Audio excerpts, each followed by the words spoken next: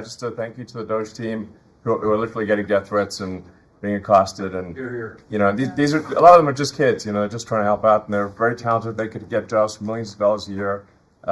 Instead, they come here, earn peanuts, and get death threats. So thanks to the Doge team. Thanks.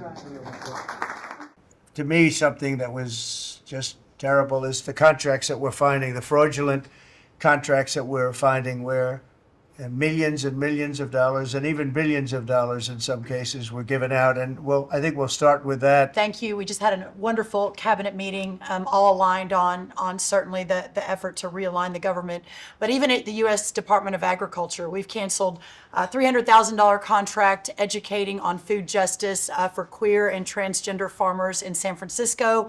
A similar contract we canceled in New York, again, educating transgender and queer farmers on food justice and food equality. I'm not even sure what that means, but apparently the last administration wanted to put our taxpayer dollars towards that.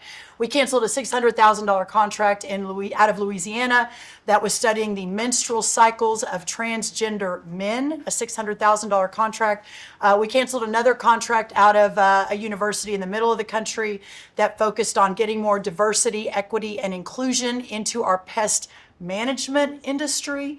Again, these are nonsensical. It makes zero sense to use taxpayer dollars to fund these. I know these are just a few examples of the hundreds and hundreds that we have found. Well, a clear case of fraud was with the Small Business Administration, where they were handing out loans, $330 million worth of loans to people under the age of 11.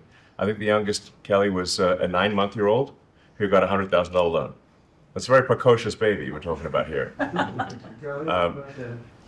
Well, we're tackling the fraud, waste, and abuse in the agency. We've seen, hundreds of billions of dollars of fraud go unprosecuted, so we're taking that on. We have a zero tolerance policy for fraud, and we continue to crack down on it and make sure people are held accountable. EPA has now canceled over $22 billion worth of contracts. $2 billion going to this NGO that Stacey Abrams was tied to. They received only $100 in 2023. And then the Biden administration gave them $2 billion. The director of the Greenhouse Gas Reduction Fund saw his former employer get $5 billion. So $20 billion went to just 8 NGOs, and they're all pass-throughs. And then they were giving it to other entities. Many of them were pass-throughs. And what you have is all these extra middlemen, they're taking their cut. And the taxpayer ends up getting screwed. They're losing out on all this hard-earned money. They can't afford to have the federal government waste. The partnership with Doge and Elon Musk has been incredible at EPA. Their team is very talented. We wouldn't have been able to do it without them. And of course, this mandate from President Trump to make sure that we identify every last penny, whether we're saving $50,000, $5 million, or $22 billion.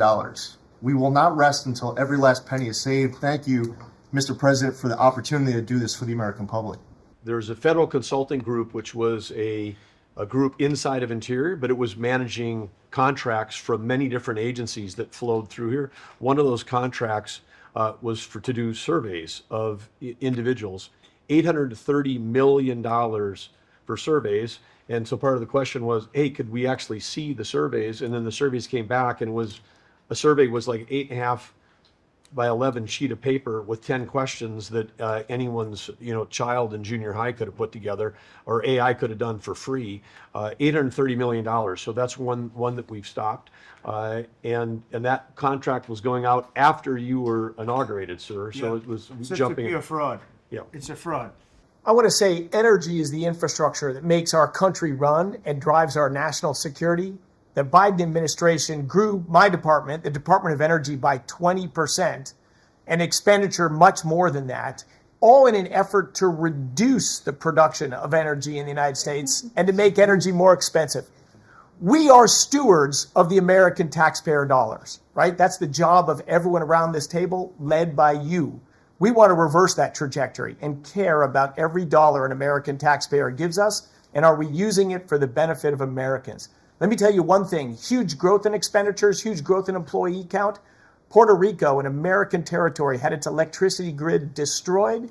They had billions of dollars in the Department of Energy to help Puerto Rico. Yet they didn't spend that money because that money would have meant more energy, more jobs, more prosperity in Puerto Rico. They wanted to have them as a poster child of wind and solar. This island should run on wind and solar. That just doesn't work. But they cared about politics more than the American people, and they didn't treat the dollars like they were their dollars. Yeah. This table, the team you have assembled, we're treating the American dollars like they're our dollars.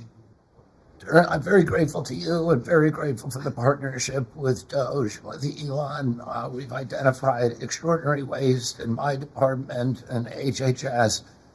The expenditures, the budget of HHS during the Biden administration went up by 38%. The employees went up by 17%, and healthcare went down. We have 40 comms departments. We have 40 procurement departments. We have 40 IT departments, and we have 40 procurement, HR, none of them talking to each other. We are, with Elon's help, eliminating the redundancies. We are streamlining our department. We're going to go back to providing gold standard science. We're going to get the money to the scientists and to the patients rather than to the administrators and to the bureaucrats. And we're going to restore gold standard science, and we're going to make America healthy again. Thank you very much. We're $36 trillion in debt. You've never had a Doge. We've never come in and looked at our government the way, Mr. President, you've looked at this government and said, there's too many people, there's contracts, fraud, waste, and abuse. And so we've had a few bumps in the road as we've gone through this process, but if you look around this room, everybody has seen how the process has evolved, and everyone appreciates some of the insight and technical support that we've gotten to make this government more efficient, to make it more responsive to the American people. And so, again, when you have a new system like this, you'll get some bumps, but things are rolling out. The last 3 weeks have been much, much better as our teams have integrated and we're working to deliver for the American people. And I would say some of the press had made comments last time about what happened in the last meeting. We had a great conversation in the last meeting. Elon and I had a great call after the meeting, and so sometimes the reporting can be a little bit off. I love the analysis that you guys do when you're not in the room. But I would just note that we're working well together, Mr. President, and the whole team here is working well together. Well, actually, we decided to see you after the cabinet meeting instead of before. And I think that's nice. But if you think about it, I guess never in history has anybody invited you to a cabinet meeting. And we're very open and transparent. And we had a very good meeting today. So, I mean, you're standing here, you're seeing what the result of the meeting is. I think we're doing an amazing job for essentially 8 weeks on the job. I think there's never been anything like it.